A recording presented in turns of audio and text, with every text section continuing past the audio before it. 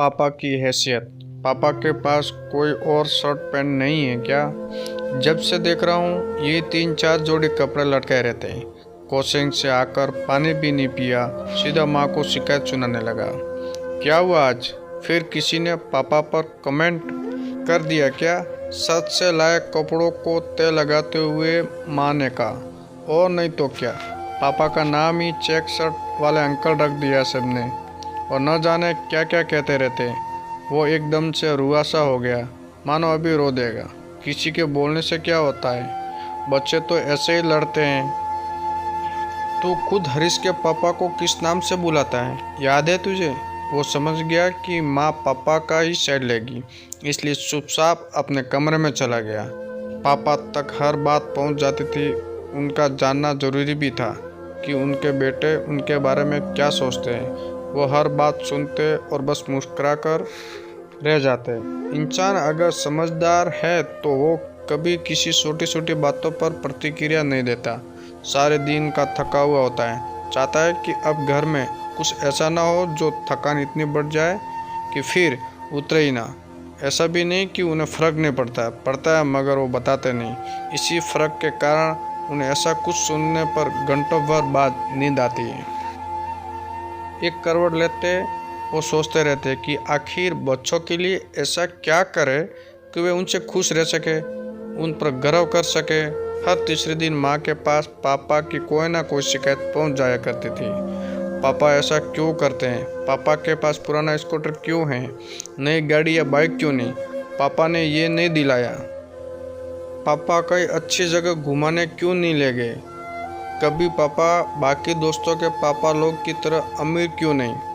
ऐसी ही शिकायतों के साथ हर साल की तरह ये साल भी बीत गया। बेटे का इस साल इंटर था, रिजल्ट आया तो मर मर के पास हुआ था।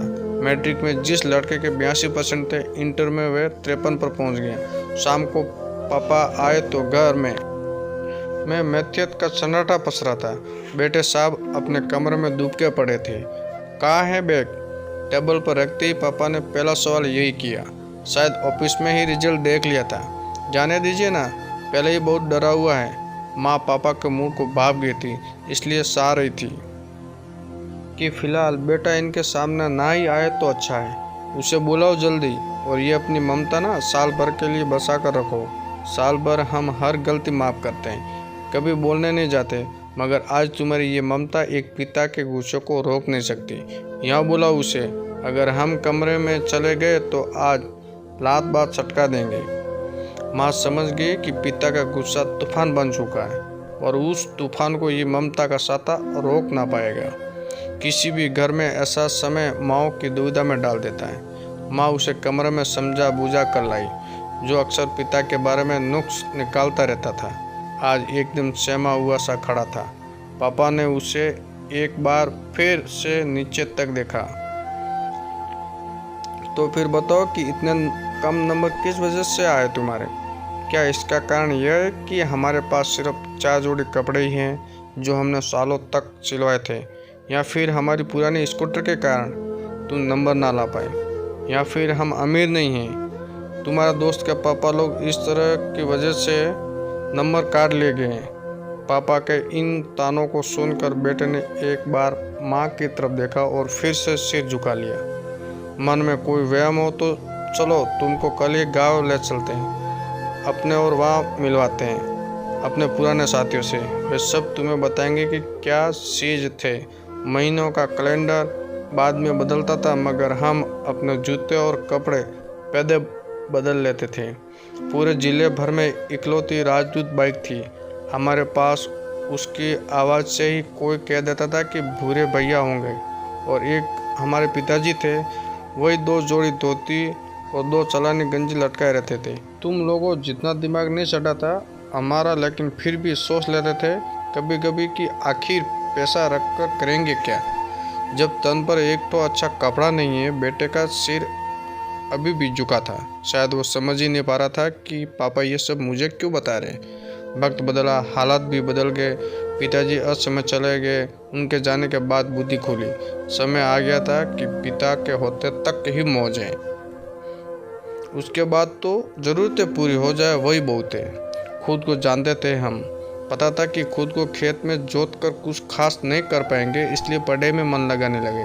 किस्मत अच्छी रही कि नौकरी मिल गई। आधी बुद्धि तो पिताजी के जाते ही खुल गई और आधी खुली जब तुम हुए। पापा आज अपनी पूरी भड़ास निकाल देने के मूड में थे। तुम्हारे पैदा होने के बाद हमें समझ आया कि पिताजी वो 2 जोड़ी धोती और गंजी में कैसे सालों बिता देते थे।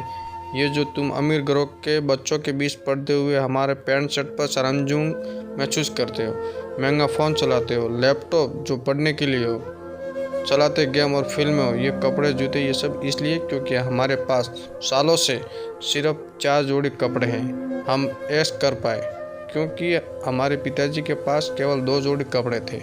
ऐसा थोड़े ना है कि हमारा मन नहीं करता था बन ठन के रहने का, अच्छा पहनने, अच्छा खाने का, लेकिन हम मन मारते हैं सिर्फ इसलिए कि तुम्हारे मन का हो सके। और बदले में क्या चाहते हैं?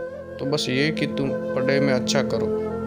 पापा मैं वो इससे ज़्यादा वो कुछ बोल नहीं पाया। हाँ हाँ बताओ क्या हो?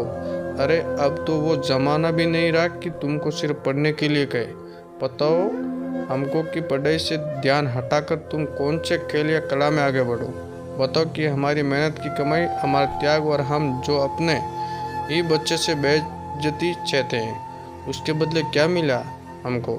बेटे के पास इसका कोई जवाब नहीं था।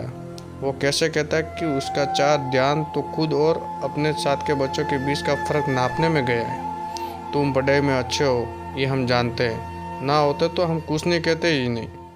तुम अच्छा कर सकते हो, लेकिन दिक्कत पता है क्या? तुम ना अभी से हैसियत नापने लगे हो। इतना क्रिकेट देखते हो और खेलते हो, कभी ये नहीं सीखे कि पहले ही ओवर में 25-30 रन बना देने वाला खिलाड़ी बड़ा नहीं होता है। बड़ा खिलाड़ी वो है जो अंत तक मैदान में खड़ा रहता है और जिसका कुल स्कोर उसकी टीम को जिताता है। बेटा शुरुआत कोई नहीं देखता है, यहाँ सबको अंजाम से मतलब है। कभी से हैसियत देखोगे तो कुछ हाथ नहीं आएगा। अभी तो वक्त है खुद की हैसियत बनाने का। ध्यान दो वरना कुछ भी हासिल नहीं कर पाओगे। बेटा अभी भी सिर झुकाए वहाँ खड़ा था। अब जाओ, इतना ही कहने को बुलाए थे। अभी समझ आ जाए तो अच्छा है, वरना बाद में सिवाय पछताने से कुछ नहीं कर पाओगे। माँ बोली। बस पापा को देखती रही। कुछ नहीं। अगले दिन पापा ऑफिस से आए तो बेटा सिर झुका सामने खड़ा था। पापा ने बैग टेबल पर रखा और अपने थके शरीर को सोफे पर पटक दिया। पापा, अम्मा एडमिशन करा ली मैंने। अच्छी बात है। कौन से सब्जेक्ट लिए हो? वही साइंस है। इंटर में देख लिए कि हिंदी कहाँ साइंस नहीं हो पाएगा तो कुछ और देख लेते। फिर से इंटर में ही एडमिशन लिया 1 साल का तो बर्बाद हो जाएगा, मगर इस बार अच्छे नंबर आएंगे। पूरी मेहनत करूँगा, बेटे ने डरते हुए कहा। पापा मुस्कुराए। ज्ञानिया, पढ़ना तुमको है बेटा, हम बस ये चाहते हैं कि अच्छा बुरे के बीच का फ़र्क जान जाओ। और ध्यान रखना कि अगर मेहनत होती रहे तो साल कभी बर्बाद नहीं जाता। बेटा पिता की बातों को समझ गया था। ये देखकर पिता को अच्छा लगा। कुछ देर बाद बेटा अंदर से एक लिफाफा लेकर आया और पापा को थमा दिया। पापा ने लिफाफा देखते पूछा, ये क्या है? इतना कहते हुए उन्होंने लिफाफा भी खोल दिया। शर्ट है पापा, अपनी पॉकेट मनी से लाया हूँ। समझ आ गया है कि आप मेरे लिए खुद की ज़रूरतें पर खर्च करने से भी डरते हैं, लेकिन मैं तो अपने खर्च में कटौती करके आपके लिए कुछ ला सकता हूँ ना। पापा बेटों को देखते रहे। उनका मन हुआ कि उठकर गला लगा ले।